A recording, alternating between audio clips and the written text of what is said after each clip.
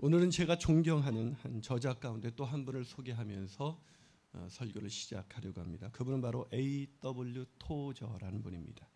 이분은 교회의 부패한 현실을 깊숙이 내려다보면서 인기에 영합하지 않고 타협 없는 하나님의 말씀을 전하신 분으로 아주 유명한 분이십니다. 이번 주간 이분이 쓴 책 중에서 보혜사라는 책을 읽었습니다. 그런데 그 책에서 제가 저희 교회를 돌아보는 그런 충격적인 말씀을 읽게 되었습니다. 그 말씀은 이렇게 시작합니다. 당신의 교회의 공간이 부족할 정도로 교인의 숫자가 늘어나고 사람들이 너무나 좋아하는 모든 것을 교회에 비치했다 할지라도 성령님이 계시지 않는다면 당신의 교회에는 아무것도 없는 것과 마찬가지다. 아무리 많은 사람들이 몰려오고 성도들이 좋아할 만한 모든 것을 갖추고 있다 할지라도 성령이 계시지 않으면 그 교회는 아무것도 없는 것과 마찬가지다. 책을 읽다가 더 읽지 못하고 한참을 묵상하면서 우리 교회를 돌아보게 되었습니다. 과연 우리 교회는 성령이 거하시는 교회인가? 우리 교회는 성령이 이끌어 가시는 교회인가? 그런 생각에 깊이 빠져들어가기 시작했습니다. 우리가 신앙생활을 하다 보면 제일 많이 듣는 말 가운데 하나가 성령 충만하다, 성령이 역사하셨다, 성령이 임재하셨다라는 이야기를 종종 듣게 됩니다. 그런데 문제는 우리가 정작 이 성령에 대해서 잘 알지 못한다는 것입니다. 도대체 어떤 것이 성령 충만한 것인지, 성령이 역사할 때 어떤 일이 일어나는 것인지, 성령이 역사한 사람은 어떻게 분간할 수 있는 것인지 우리는 잘 알지 못한 채 살아가고 있습니다. 그렇다면 오늘 말씀을 잘 읽고 묵상하셔야 합니다. 왜냐하면 오늘 말씀을 보니까 유대인들에게도 임했던 성령 하나님께서 드디어 이방인들에게도 임한 것입니다. 다시 말해서 고넬료와 그의 친지들에게 성령이 임하신 그런 놀라운 사건이 오늘 본문에 기록되어 있습니다. 이것은 성령께서 어떤 특정한 사람에게만 임하는 것이 아니라 우리 모두에게, 현재를 살아가고 있는 우리에게도 임하실 수 있다는 그런 근거가 되기 때문입니다. 사랑하는 여러분, 그렇다면 도대체 성령이 거하시는 사람, 성령이 역사하시는 사람은 어떤 사람일까요? 성령이 거하시는 사람의 첫 번째 특징은 복음을 듣고 예수를 구주와 주님으로 영접한 사람입니다. 복음을 듣고 예수를 구주와 주님으로 영접한 사람.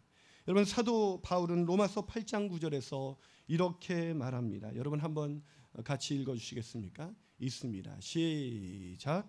만일 너희 속에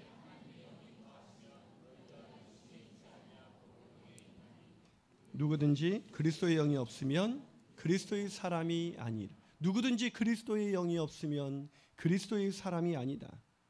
무슨 얘기입니까? 성령이 거하시지 않으면 그리스도인이 아니라는 거예요. 바꿔 말하면 참된 그리스도인에게는 반드시 성령이 거하신다는 것입니다.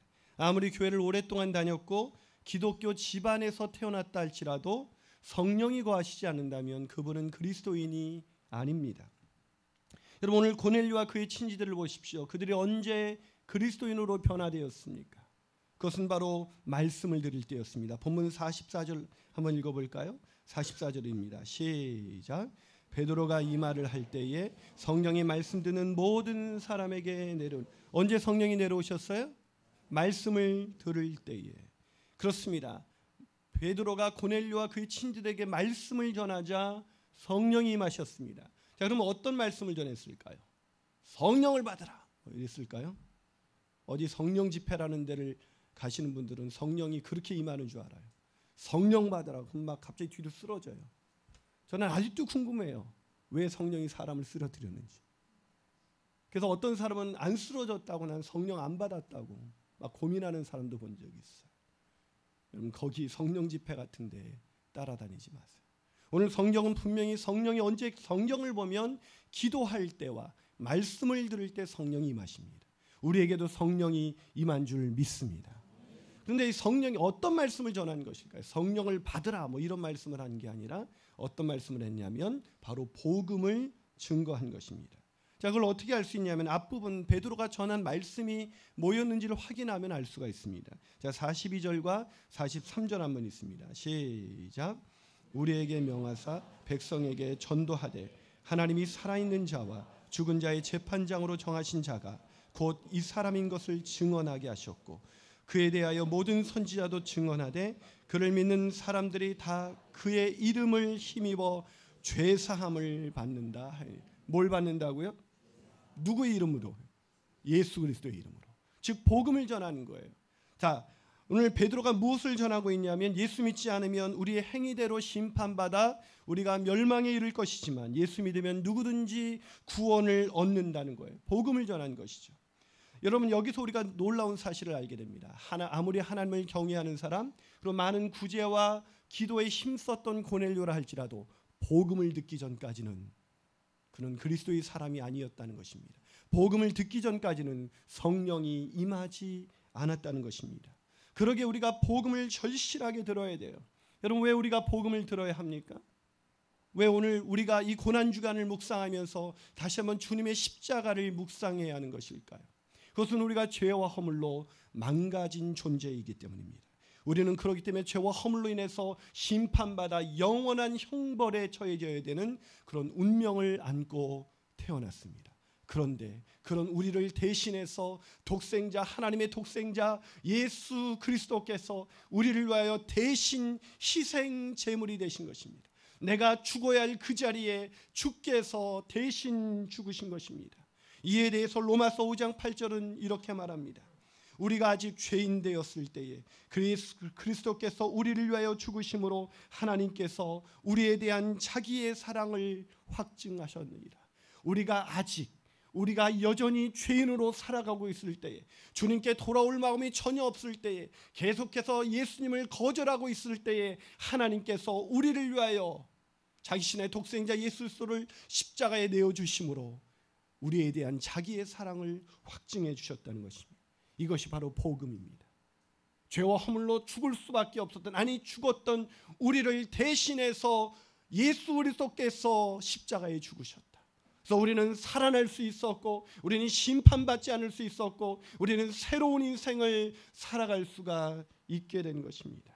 사랑하는 여러분, 오늘 고넬료와 그의 친지들이 베드로에게 이 복음을 들은 것입니다. 그리고 놀랍게도 그 복음이 선포되는 순간 성령이 임하셨습니다. 오늘 이 복음이 선포되는 순간 여러분 가운데 성령이 임하시게 되시기를 주님의 이름으로 축원합니다. 그렇습니다. 복음이 선포되는 순간 성령은 임하십니다. 한 발 더 나가서 성령이 거하시는 사람은 어떤 사람일까요? 그것은 자기를 부인하고 하나님을 위해 사는 사람입니다. 누구를 부인해요? 자기를 부인하고. 누구를 위해서 살아요? 하나님의 나라를 위해서 사는 사람. 여러분, 베드로가 고넬료와 그의 사람들에게 복음을 전하자 누가 임하셨다고요? 성령이 임하셨습니다. 근데 여기서 제가 한 가지 짚고 넘어갈 게 있어요. 여러분, 언제 성령이 임하셨습니까? 베드로가 전한 복음을 고넬료와 그의 사람이 들을 때에 임했습니다. 말씀을 들을 때에.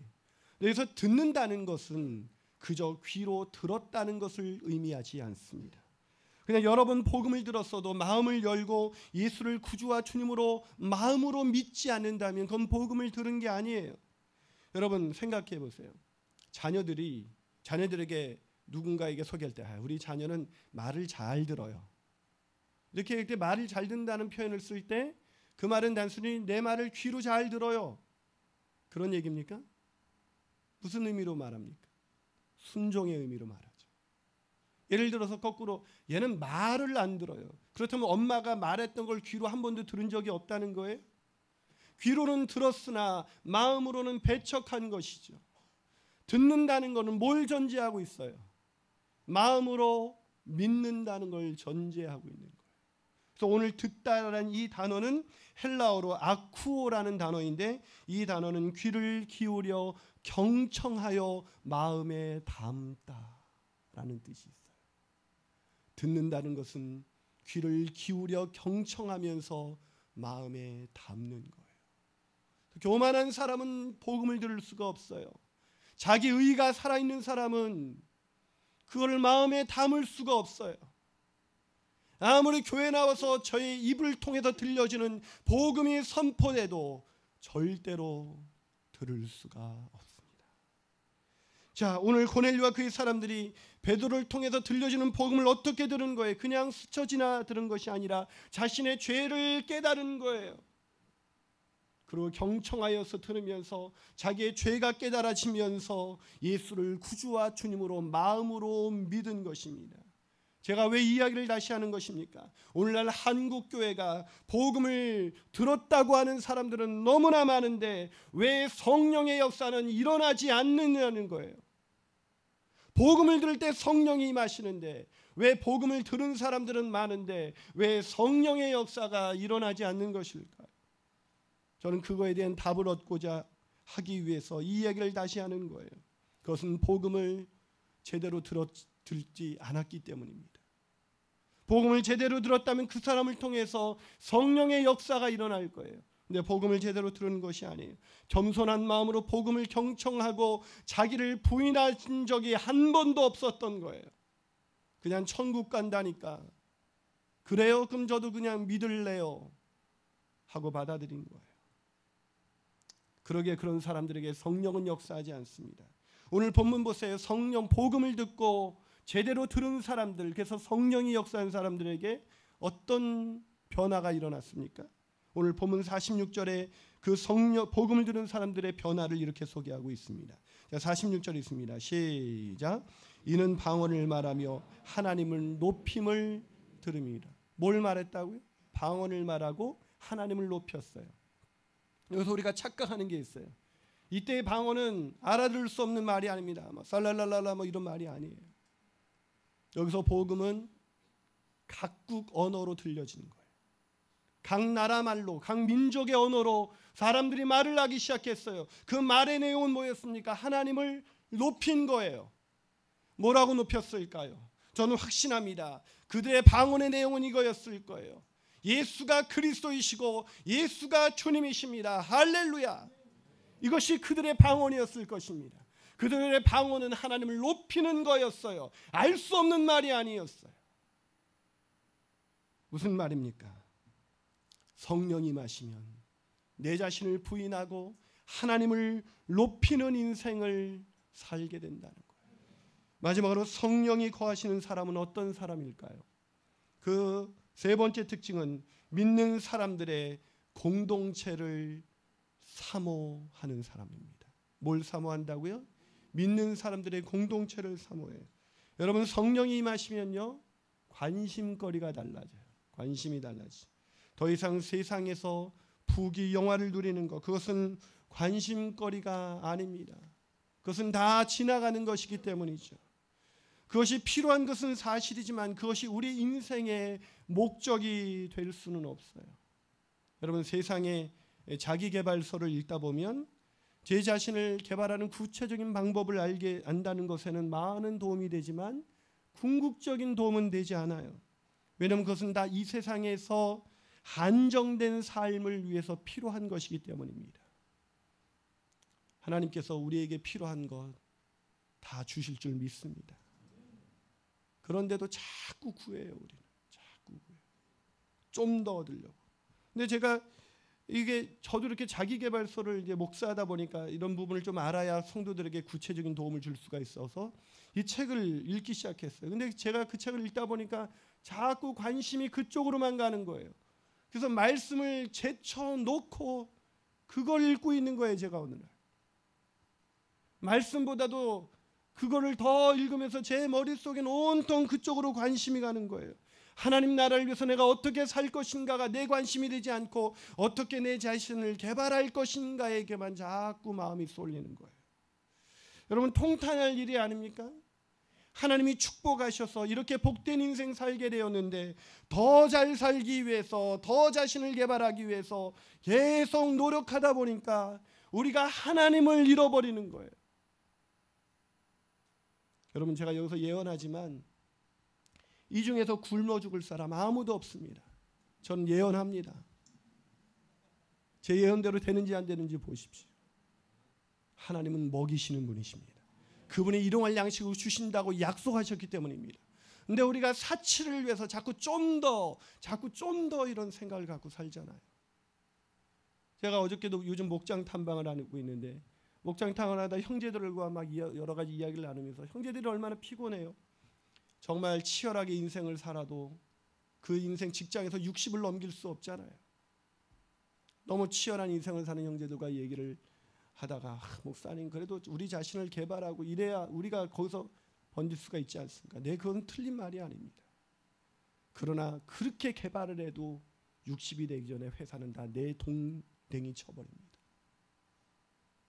그렇지 않습니까? 근데 집사님, 제가 인생의 후반전을 준비하는 것은 마음을 좀 내려놓고 그것을 목적으로, 그것이 필요한 것은 사실이지만 거기에 목매는 인생이 되시면 안 돼요. 여러분 생각해 보세요. 제가 어렸을 때 짜장면 한 그릇이면 얼마나 맛있게 먹었는지 저는 2젓가락에 한 그릇을 다 먹었어요. 흡입이었죠. 흡입. 그냥 쭉 들어가요. 그때 얼마나 맛있었는지. 근데 제가 분당이라는 지역에 와서 큰 교회 부목사로 사역을 하다 보니까 짜장면에도 등급이 있다는 걸 알게 됐어요. 그전엔 동네 짜장면밖에 몰랐거든요. 이제 맛있는 짜장면을 먹었고 어느 날 제가 처갓집에 갔는데 장인이 짜장면을 사주겠다는 거예요. 그 맛을 기억하고 갔는데 이건 짜장이 아니었어요. 맛이 없어서 못 먹는데 밀가루 냄새가 나는 거예요.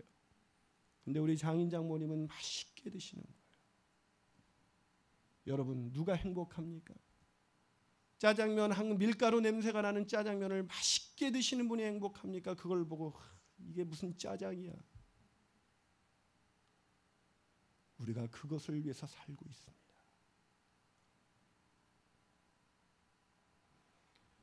왜 목회자들이 자꾸 타락을 합니까? 성령이 임하시지 않은 상태로, 성령이 임하셨더라도 저 구석에 밀어넣은 상태로 목회를 하고 있잖아요. 여러분 목사도 똑같아요. 주님의 은혜가 아니고서는 구원받을 수 없는 사람입니다. 이번 주에도 충격적인 소식을 듣습니다. 목사가 완전히 변태예요. 소식을 봤는지 모르시겠습니다. 왜 성령이 임하시지 않은 상태로 얼마나 힘든지 목사가 될 수 있어요. 매일 말씀을 보고 찬양을 하고 그러는데도 그 말씀이 들려지지 않을 수가 있어요. 복음을 들을 때 주인이 바뀌어야 내 자신을 부인하고 예수를 오직 내 인생의 구원자여 주님으로 영접해야 성령이 임하시고 그 목회야말로 하나님을 영화롭게 하고 세상을 이롭게 하는 목회가 되는 것입니다. 불쌍한 저를 위해서 기도하셔야 합니다. 저를 너무 과신하지는 마십시오. 오늘 고넬료와 그의 사람들을 보십시오. 성령이 임하시자 베드로는 그들이 진정한 그리스도인으로 거듭난 것을 알자마자 어떻게 했습니까? 침례 세례를 베풀었어요. 그러자 어떤 일이 일어났습니까? 베드로가 떠나려고 하자 고넬료의 그 사람들이 베드로에게 며칠 더 머물기를 청했어요. 자, 과연 그런지 본문 48절을 한번 읽어볼까요? 있습니다. 시작. 명하여 예수 그리스도의 이름으로 침례를 베풀라 하니라. 그들이 베드로에게 며칠 더 머물기를 청하더라. 여러분 이게 쉬운 게 아니에요. 여러분 베드로와 고넬료는 상종할 수 없는 사람들이었어요. 유대인들은 이방인들을 개 취급했잖아요. 근데 그들이 함께 더 머물게 해달라는 거예요. 여러분이 지금 가장 싫어하는 사람을 떠올려 보세요. 그 사람이 우리 집에 갑자기 찾아왔어요. 그 사람이 떠난다고 할 때 며칠 더 머무세요. 할 수 있어요? 시어머니에게? 며칠 더 머무세요 어머니. 하지만 속으로는 어떻게 해요? 어서 가세요. 시어머니도 내가 이렇게 사랑하는 남편을 낳아준 시어머니도 며칠 더 머물라고 하기가 쉽지가 않은데 상종할 수 없는 사람들에게 며칠 더 머물기를 기대합니다. 이게 교회예요. 상종할 수 없었던 사람들이 하나 되어서 한 공동체를 이루는 것.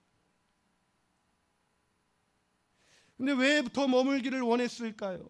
그것은 마음속에 주인이 바뀌니까 이제 세상의 관심은 다 사라지고 오직 하나님의 나라를 위해서 내가 어떻게 살까? 이게 관심거리가 된 거예요. 그래서 베드로에게 말씀을 더 듣기를 원했던 거예요. 더 들려주세요. 나를 위해서 십자가를 지신 그 주님을 위해서 내가 무엇을 할 수 있는지 더 들려주세요.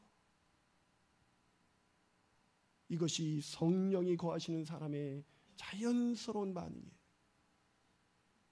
근데 고난주간 특세한다 그러는데도 그거 꼭 가야 되나? 어떻게 특세는 매년 해?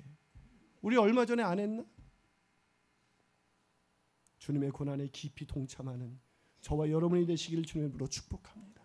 더 들려주세요 하는 사모하는 마음으로 교회에 나오게 되시기를 주님으로 축복합니다. 사랑하는 여러분, 오늘 그렇게 고넬료와 그 친지들을 이렇게 말하고 있는 거예요. 제가 얼마 전에 한 집사님에서 이렇게 거기도 이렇게 탐방을 가서 한 여자 집사님이 얘기를 하시는데, 나눔을 하는데, 이 집사님이 옛날에 목장 모임을 그렇게 즐거워했던 분이 아니었어요. 제가 알고 있거든요. 근데 이분이 너무 목장에서 행복해 보였어요. 그래서 그분이 하는 말이, 목사님, 예전에는 친구들의 모임이 그렇게 좋았는데 이제 친구들의 모임이 그렇게 싫고 이제 목장 모임이 너무나 좋아요. 목장 교회 모임이. 근데 큰일 났어요. 친구들, 세상 친구들하고 만나야 전도할 텐데 이 모임이 너무 좋아요. 성령이 임하신 것입니다. 성령이 임하시면 믿는 사람들의 모임인 공동체에 가서 거기서 말씀을 더 사모하고 서로 사랑과 선행을 격려하면서 하나님 나라를 이루어가는 것입니다. 사랑하는 여러분, 그분이 어떻게 변한 것일까요? 그분에게 복음이 들려졌기 때문입니다. 그리고 복음이 들려진 순간 성령이 그분의 마음속에 임하신 거예요. 그러자 관심거리가 바뀌어졌어요. 이제는 나를 위해서가 아니라 자기를 부인하고 하나님과 하나님의 나라를 위해서 자신의 삶을 살고자 하는 것입니다. 그래서 목장교회 모임이 사모하게 되는 거예요. 사랑하는 여러분, 성령을 받으셨습니까? 여러분, 성령을 받으셨습니까? 만약 그렇다면 오늘날 고넬료와 그의 사람들에게 일어났던 변화가 일어나야 합니다. 그 변화가 일어나고 있지 않다면 그것은 통곡할 일입니다. 생각해 보세요. 매주 교회 와서 앉아는 있는데 오늘이 어제 같고 또한 내일이 오늘과 같은 뻔한 인생, 그저 좀 더 갖기를 소원하는 그런 인생으로 살아가고 있다면 그 사람은 인생을 허비하고 있는 것입니다. 그러게 우리는 다시 복음 앞에 서야 합니다. 날 위해서 십자가를 지신 그 십자가 앞에 서야 합니다. 나를 위해서 자신의 몸을 아낌없이 내어주신 그분의 사랑이 온통 내 마음을 지배할 수 있도록 내 마음을 내어드려야 하는 것입니다. 이 시대에 우리의 관심을 끄는 책이 많지만 제 목회에 진지한 반성을 갖게 만든 책 하나가 있습니다. 그 책은 엘라바마주 버밍엄에 소재한 브룩힐스 처치의 담임 목사님이신 데이비드 플랫의 레디컬이라는 책입니다. 이 책은 성공 신화의 뿌리를 둔 현대의 가치관을 떨쳐버리고 우리를 다시 복음 앞에 세우는 매우 소중한 책입니다. 이 데이비드 플랫이란 이 목사님은 최연소로 대형 교회 담임 목사가 되신 분이에요. 그러니까 세간의 관심을 끌은 사람이죠. 그는 처음에 교회 부임하자마자 교회를 더 크고 더 멋지게 만들려는 전략에 혈안이 되어 있었다고 합니다. 그런데 그러던 그애가 어느 날 성령이 나타나셔서 성령이 말씀을 들려준 거예요. 그 말씀을 듣고 쓴 책이 레디컬입니다. 그는 그 책에서 2004년 처음으로 아프리카 수단을 방문할 때 준비했던 그때를 생각하면서 글을 적고 있었습니다. 그 글의 내용은 이랬습니다. 현지에서는 아직 전쟁이 한창이었다. 수단 서부 다르푸르 지역의 참상이 수시로 신문 헤드라인에 오르내리기 시작하던 참이었다. 출발을 2달쯤 앞두고 있을 무렵 어느 교단에서 발행하는 신문이 우편으로 배달되어 왔다. 2개의 헤드라인이 일면을 장식하고 있었다. 편집자가 일부러 그랬는지 아니면 몹시 피곤한 나머지 실수로 2제목이 한 면에 들어가게 되었는지 알 수는 없지만 아무튼 왼편에는 제1교회 신축 예배당 봉헌 총 공사비 2,300만 달러, 우리나라 돈으로 276억 원. 이란 제목의 장문의 기사가 이어졌다. 교회가 엄청난 헌금을 투자해서 새로운 건물을 완공한 것을 축하하고 칭찬하는 내용 일색이었다. 아름다운 대리석과 정교한 디자인, 장엄한 스테인드 글라스에 이르기까지 화려한 예배당의 모습을 자세하게 설명하고 있었다. 오른편에는 교단 차원에서 수단 난민에게 지원 결정이라는 자그마한 기사가 실렸다. 때마침 여행 준비를 하고 있었던 터라 관심이 갈 수밖에 없었다. 서부 수단에서만 무려 35만 명의 난민이 영양실조로 죽어가고 있으며 상당수는 그 해를 넘기지 못하고 사망할 것으로 보인다는 소식이었다. 참혹한 형편과 현지인들이 당황하고 있을 고통들이 설명되어 있었다. 그리고 그 기사 말미에는 수단 사람들의 아픔을 더는 데 도움을 주기 위하여 교단 차원에서 구호 성금을 보내기로 했다고 소개했다. 반갑고 반가웠다. 최소한 액수를 보기 전까지는 말이다. 그리고 그 액수는 이렇게 적혀 있었습니다. 제1교회 신축 예배당 봉헌 총 공사비 2,300만 달러, 276억 원.